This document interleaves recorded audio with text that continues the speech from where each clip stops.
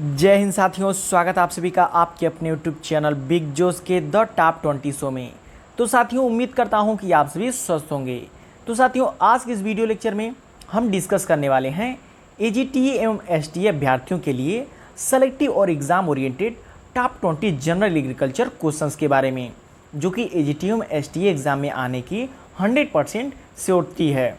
तो साथियों, देखने के लिए इस वीडियो लेक्चर में 20 क्वेश्चन हैं, लेकिन हमने क्वेश्चन के सभी ऑप्शन को डिस्कस किया है, जिससे आप सभी को 50+ क्वेश्चन जो है कि तैयार हो जाएंगे। तो सभी प्रश्नों को ध्यान से देखिएगा, क्योंकि सभी प्रश्न एग्जाम ओरिएंटेड और सेलेक्टिव हैं। तो आइए शुरू करते हैं। देखते हैं, जैसे हमारा पहला प्रश्न है, नीलहरित शैवाल एक उपयुक्त जैव उर्वरक है। जो नीलहरित शैवाल है हमारा एक उपयुक्त जैव उर्वरक है, लेकिन किसके लिए? शुगर केन के लिए, वीट के लिए, कॉटन के लिए या फिर पैडी के लिए? तो नीलहरित शैवाल जो है कि हमारा पैडी के लिए, किसके? पैडी के लिए जो है कि उपयुक्त जैव उर्वरक है।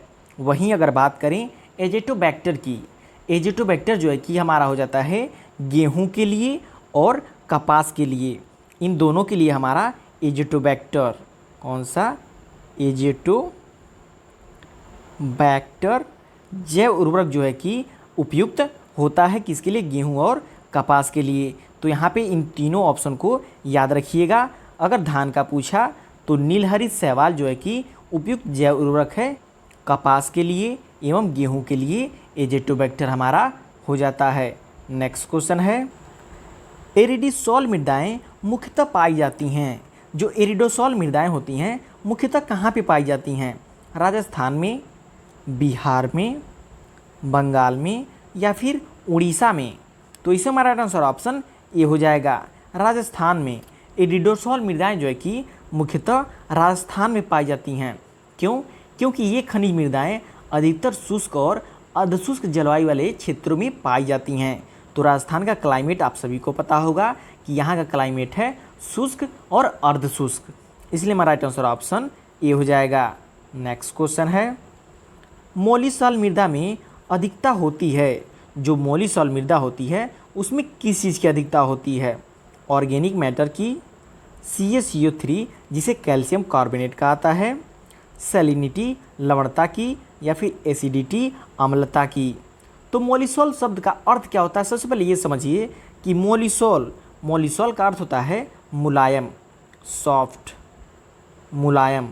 मोलिसॉल का अर्थ होता है मुलायम। इन मृदाओं में मौलिक एपिपेडान की उपस्थिति होती है, जो मोटी, गहरी काली तथा द्वितीय संयोजन धनायनों की प्रधानता होती है। इनमें कार्बनिक पदार्थों की प्रधानता होती है। किसकी?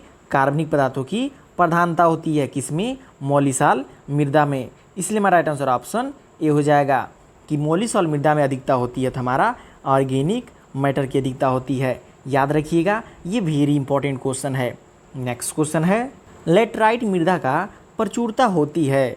लेटराइट मृदा का प्रचुरता किस चीज़ की होती है? मोंटमोरिलोनाइट की, कैलियोनाइट की या फिर इलाइट की या फिर क्लोराइट की? तो लेटराइट मृदा में जो है कि प्रचुरता पाई जाती है कैलियोनाइट की। ये काफ़ी इंपॉर्टेंट क्वेश्चन है, इसको रट लीजिएगा, ये आपके एग्जाम में 100% देखने को जरूर मिलेगा। नेक्स्ट क्वेश्चन है, धान गेहूं फसल प्रणाली मुख्यतः फसल प्रणाली है। कहाँ की प्रणाली है?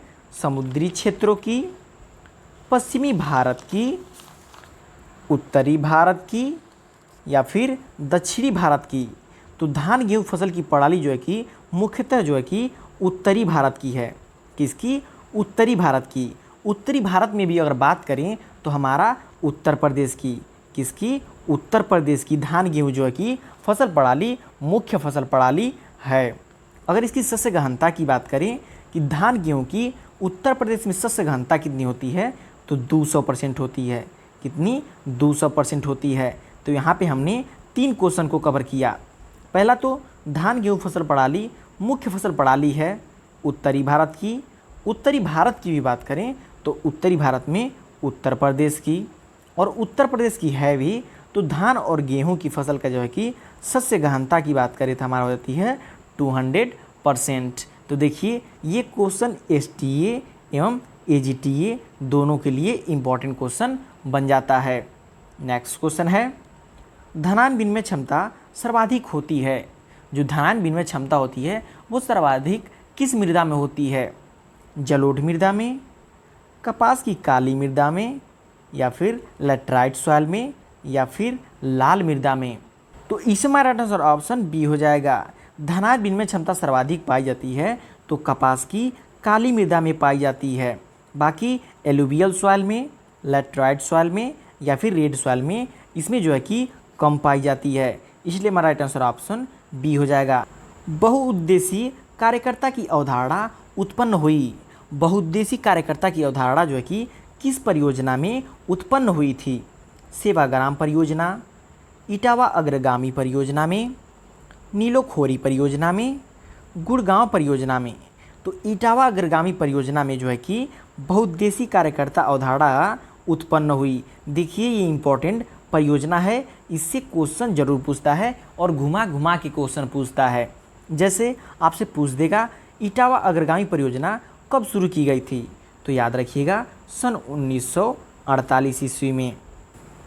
अगर बात करें इसे किसने चलाया, जो इटावा अग्रगामी परियोजना थी इसको जो है कि किसने चलाया था? तो अल्बर्ट मेयर ने। किसने? अल्बर्ट मेयर ने।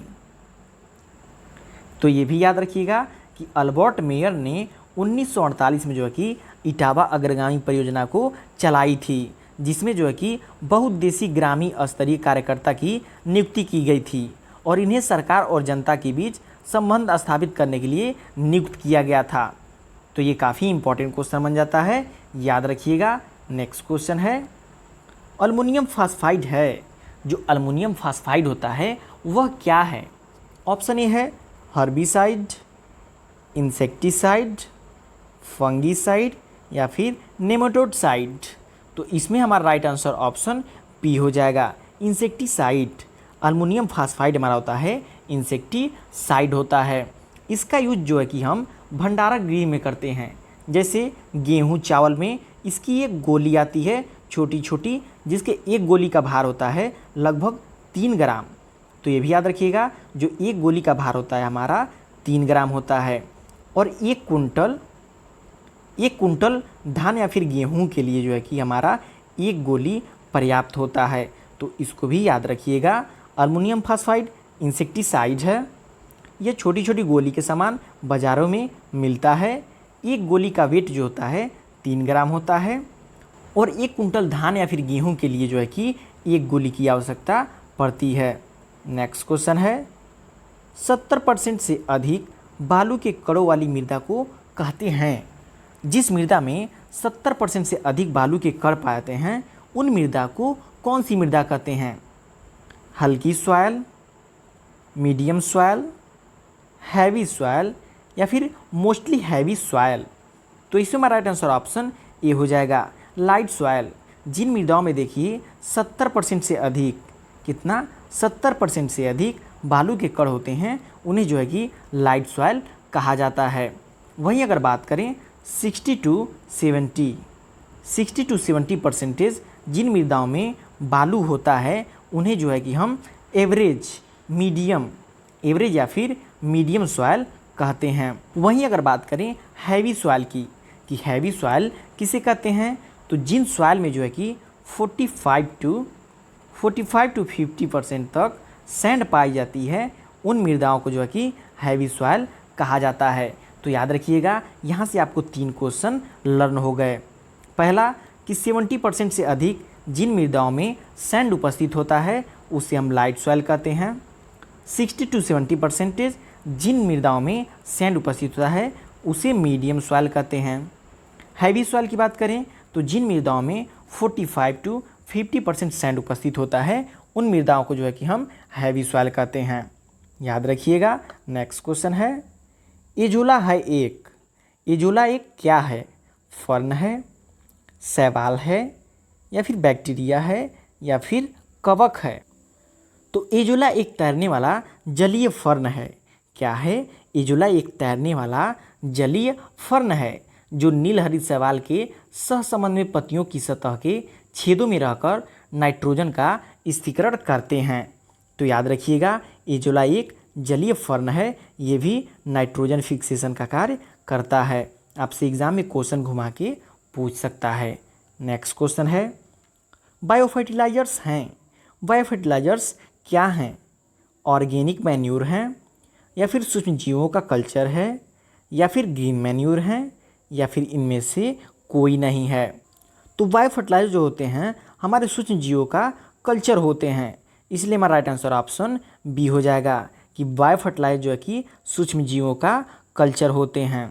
नेक्स्ट क्वेश्चन है भारतीय मृदा विज्ञान संस्थान स्थापित है। भारतीय मृदा विज्ञान संस्थान कहाँ पे स्थापित है? करनाल में, नागपुर में, देहरादून में, या फिर भोपाल में। तो भारतीय मृदा विज्ञान संस्थान हमारा कहाँ पे स्थित है? भोपाल में स्थित है। वहीं अगर बात करें कि नागपुर में क्या स्थित है? तो national bureau of social survey land use planning, national bureau of social survey and land use planning जो हमारा नागपुर महाराष्ट्र में स्थित है। वहीं अगर बात करें करनाल में क्या स्थित है? तो ये भी नोट कर लीजिएगा, national bureau of animal genetic resources. क्या? National bureau of animal genetic resources हमारा कहाँ पे स्थित है? करनाल हरियाणा में स्थित है। वहीं अगर बात करें देहरादून की, कि देहरादून में क्या स्थित है? तो central social and water conservation research and training institute. क्या? Central social and water conservation research and training institute हमारा कहाँ पे स्थित है? देहरादून में स्थित है। तो याद रखिएगा इन सभी चारों टर्म को, क्योंकि चारों में से एक आपको एग्जाम में जरूर देखने को मिलेगा। नेक्स्ट क्वेश्चन है मोटे गठन वाली मृदा की संरचना सुधरती है। जिन मृदाओं की संरचना जो है कि मोटे गठन से होती है, तो उनकी संरचना जो है कि कैसे सुधारी जा सकती है? तो ऑप्शन ए है चूना डालने से, जिप्सम डालने से, जैविक पदार्थ डालने से, या फिर रासायनिक खादों से। तो इसमें हमारा राइट आंसर ऑप्शन सी हो जाएगा, जैविक पदार्थ डालने से। जो मोटी गठन वाली मृदा की संरचना होती है उनको सुधारना होता है, तो जैविक पदार्थ डालने से उनकी संरचना सुधर जाती है। साथ में ये भी याद रखिएगा कि कार्बनिक पदार्थ मृदा कणों को आपस में बांधने का कार्य करते हैं। मान लीजिए ये मृदा कण हैं, तो इनमें कार्बनिक पदार्थ जब डाला जाता है तो ये मृदा कणों को बांधने का कार्य करते हैं। साथ में ये भी याद रखिएगा उनकी मृदा में पोषक तत्व व जल को धारण करने की क्षमता भी बढ़ती है। जब इन मृदाओं में आप जैविक पदार्थ डालते हैं तो उनमें जो है कि वाटर होल्डिंग कैपेसिटी भी बढ़ जाती है। नेक्स्ट क्वेश्चन है मृदा कण घनत्व से तात्पर्य है। मृदा कण घनत्व से क्या तात्पर्य है? देखिए यहाँ तात्पर्य का मतलब है, आपसे फार्मूला पूछा है किसका? मृदा कण घनत्व का, कि फार्मूला क्या होता है? मृदा का भार वटे मृदा का आयतन? नहीं। मृदा का भार वटे रंध्र आयतन? ये भी गलत है। मृदा कणों का भार वटे रंध्र आयतन? ये भी गलत है। मृदा कणों का भार वटे मृदा कणों का आयतन, ये हमारा राइट आंसर हो जाएगा। देखिए मृदा कण घनत्व का जो फार्मूला होता है, मृदा कणों का भार बटे मृदा कणों का आयतन। याद रखिएगा एक फार्मूला तो आपसे एग्जाम में 100% ही पूछना है। नेक्स्ट क्वेश्चन है एक दोमट मिट्टी में परिक्षेद क्षमता पर मृदा जल तनाव होता है। एक दोमट मृदा में परिक्षेद क्षमता पर मृदा जल तनाव होता है, कितना होता है? ऑप्शन ए है 0.33 बार, 1 बार, 2 बार, या फिर 3 बार। तो इसमें हमारा आंसर ऑप्शन ए हो जाएगा। क्षेत्र क्षमता, जिसे फील्ड कैपेसिटी इंग्लिश में कहते हैं, मृदा में जल की वह मात्रा जिसे मृदा की उचित व्यवस्था होते हुए भी गुरुत्वाकर्षण जल के विरुद्ध कार्य करके नीचे जाने से रोक लेती है। यह मृदा जल में 0.33 कितना 0.33 वायुमंडलीय दाब के तनाव पर बल से रुकी रहती है, इसलिए हमारा राइट आंसर ऑप्शन बी हो जाएगा। नेक्स्ट क्वेश्चन है अप्रक्षेपित शिक्षण सामग्री है। अप्रक्षेपित शिक्षण सामग्री कौन सी है? इंग्लिश में कहते हैं non projected, NON non projected. Non projected शिक्षण सामग्री कौन सी है? फिल्म स्ट्रिप, ये भी है, स्लाइड, ये भी है, कठपुतली, ये नहीं है, पारदर्शी चित्र, ये भी है। तो इसमें राइट आंसर ऑप्शन सी हो जाएगा, कठपुतली, जिसे पपेट शो भी कहते हैं। ये हमारा नॉन प्रोजेक्टेड शिक्षण सामग्री है। बाकी ये तीनों फिल्म स्ट्रिप, स्लाइड, पारदर्शी चित्र, ये हमारे जो कि प्रोजेक्टेड शिक्षण सामग्री हैं। नेक्स्ट क्वेश्चन है, भारत में प्रथम केवीके कृषि विज्ञान केंद्र स्थापित हुआ कहाँ पर स्थापित हुआ? राजस्थान में, पांडिचेरी में, पंजाब में या फिर उत्तर प्रदेश में? तो भारत में प्रथम केवीके स्थापित हुआ कहाँ पे स्थापित हुआ? ये मोस्ट इंपॉर्टेंट क्वेश्चन है और इससे क्वेश्चन जरूर पूछेगा, घुमा फिरा क्वेश्चन पूछेगा, लेकिन एक क्वेश्चन जरूर पूछेगा। तो कहाँ पे हुआ था? हमारा पांडिचेरी में। भारत में प्रथम कृषि विज्ञान केंद्र जिसे केवीके कहता है वो जो है कि पांडिचेरी में खोला गया था। कब? 1974 में। तो आपसे सन भी पूछ सकता है कि सन 1974 में किसकी कमेटी की सिफारिश पे?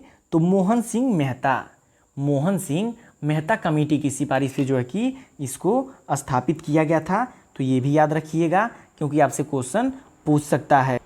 वही भी देखिए आपसे एक क्वेश्चन और पूछ सकता है कि केवीके को जो है कि किसके द्वारा वित्तयोजित है? जो हमारा केवीके है वो किसके द्वारा वित्तयोजित है? तो ICAR के द्वारा। किसके द्वारा? ICAR के द्वारा इसको फंड प्राप्त होता है। तो ये भी याद रखिएगा। यहाँ पे देखिए 4 क्वेश्चन याद रखिएगा।